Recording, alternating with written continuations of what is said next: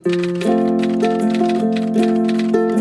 friends, this is Roxana. Welcome to Journals Lane. This is the Appletree.Valley neighborhood where we talk everything and anything journaling adjacent. I am so excited to be sharing my first ever journal setup with you today. I'm starting by digging through my paper stash for some quotes and photos I saved. A little ritual I have is starting every journal with a quote. I usually write it down or I stamp it on the first page, and I find it helps me break in a new notebook. This time, since I'm setting up a reading journal, I decided to print out a bunch of quotes to do with reading. Here you can see me digging through a pile of handmade decorative papers, which is something I've started doing quite recently. I keep a small basket on my desk and collect scrap pieces of paper inside. Then, whenever I feel like it, I go through it and use paints and markers to create designs. It's a really fun project for when you're feeling crafty, and it makes it so easy to try out many different styles and aesthetics and match color palettes in your journal. If you're looking for something fun to do while watching TV, I highly recommend giving it a go.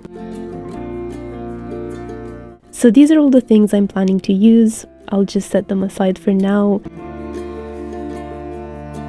And this is the notebook I'm going to be in this year. I'm a big Travelers Company fan, mostly because I love making my own inserts. It's another great way to use up paper you might have lying around. But I always buy these lightweight paper inserts for taking notes. The paper inside is my favorite thing to write on with fountain pens, so since I'll be doing a lot of note-taking in this, I figured it was the perfect choice.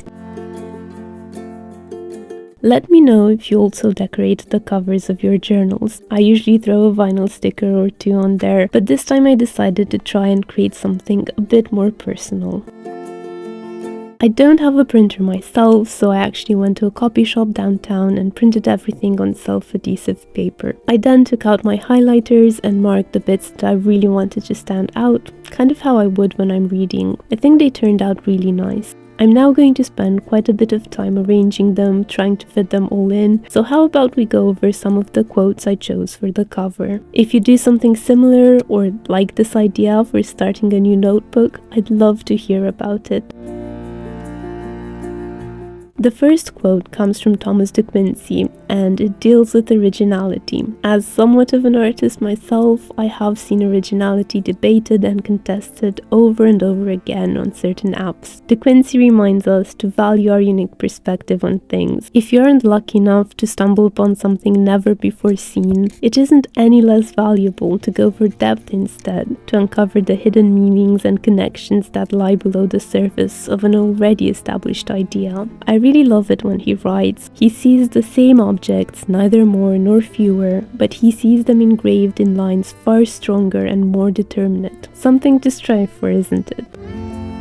The second quote talks about poetry. When I read this, it felt like a little revelation. We love poetry because it can articulate things we feel in ways nothing else can. But have you noticed how the form itself mimics thought? I don't know about you, but stream of consciousness? I don't know her. If you think in words, then I'm jealous because I often struggle to translate my thoughts into language. The way thought works for me is basically by joining snippets from various spheres of experience and together having them form the outline of a thought, which is exactly what Lindenberg describes here. If that makes sense to you, please let me know. And if you think in words or in images, let me know that too. The last quote I stuck to the cover is from a book called How to Read and Why by Harold Bloom. I'm quite far from being an admirer, but I do love and recommend this particular book. It's a wonderful compilation of musings on the topic of reading, and this one felt particularly insightful to me. So it goes, solitude is the more frequent mark of our condition. How shall we people that solitude? Poems can help us to speak to ourselves more clearly and more fully, and to overhear that speaking. I love that word, overhear. You're hearing something that's not meant to be heard. When you read something that mirrors you back to yourself, you're suddenly split into two and you can observe yourself. It reminds me of Ocean Vuong saying in an interview that reading has given him more of himself. That's exactly what I look for in reading, and part of the reason I keep a reading journal. So this is how the cover turned out. I'm really happy with it, and I love the fact that I'll be able to look back and see the quotes that resonated with me at this time. Now we're going to move on to the inside cover. So I've always wondered what the purpose of this rectangle title page is. Am I missing something? Is it supposed to be like a "this belongs to" type of page? I don't know, but looking at it now, I realize I could have used the frame to write a key in, something to keep track of certain themes across my readings maybe, but I didn't think of it at the time.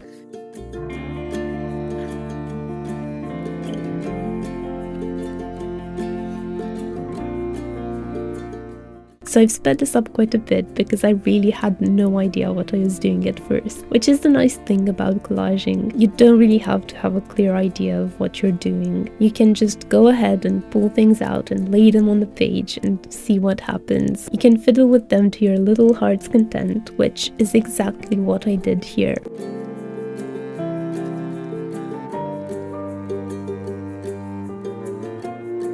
I even went back to dig up some more papers. I was looking for something a little larger to use in the background, but even though I loved the pink, you can see me still being undecided and trying to stick to that tan, olive, maroony color palette I had going on up to that point.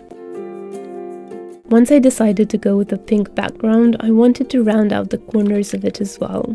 By the way, if you're wondering how I made the starry pattern on it, I just carved out an old eraser and used some acrylic paints to stamp every star shape you see. The acrylic paint makes a beautiful texture that you can feel when you run your fingers across, but I've also stamped using watercolors, inks, or just regular markers. I actually want to make more stamps in the future, but I'm having trouble thinking of simple designs I could do. So if you have any suggestions, please let me know.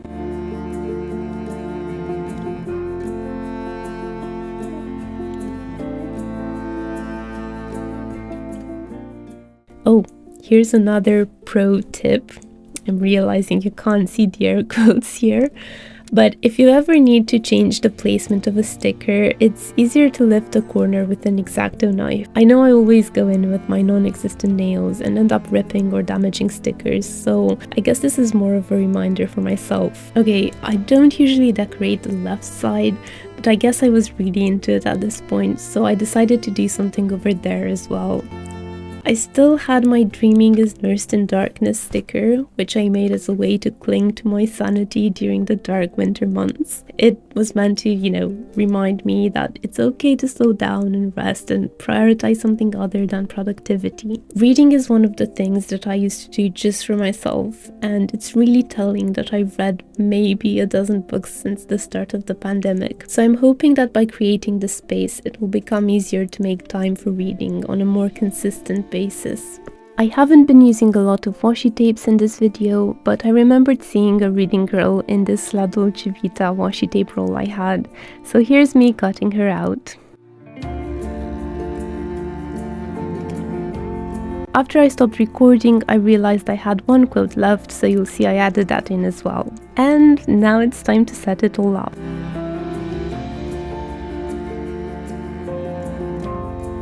I'm using this folder from Muji that a friend very kindly gifted me. Thank you so much, PJ. And it's going to act as a cover to protect everything. And then, because I want to motivate myself to read more this coming year, I made myself the coziest journal cover ever. It can act as a journal cozy, I can fit my traveler's notebook inside, but I'm using it on its own here. And I guess what's left is seeing the journal in action. The way I journal about my reading is very simple. I don't track anything, and I try to keep lists away from this journal. It's just meant for notes. I've noticed that the more laborious the process of writing in it, the less likely I am to pick it up, so I'm trying to keep things super simple. The one slightly over the top thing I'm allowing myself is stamping the book titles. It doesn't really take that long, and it'll help me navigate later on.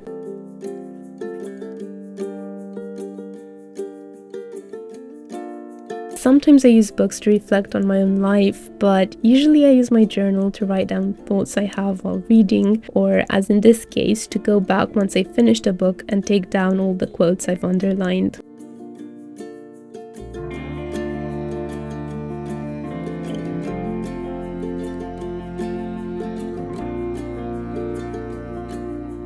The only thing I still have to figure out is how to make a new writing board, because the 5mm spaces on this one are too big. I don't like having my writing so spaced out, it makes it feel disorganized. So I'd really love for something a little bit smaller, but that's a project for another day. So this is it. Let me know if you've made it this far. Maybe you can leave a little book emoji in the comments so I know if you found this interesting. And if you feel so inclined, I'd love to hear about how you journal about books. Are there things you like to keep track of? Are there any spreads I should look into? Have I given you any ideas you'd like to try? Thank you so much for watching, and I hope to see you around.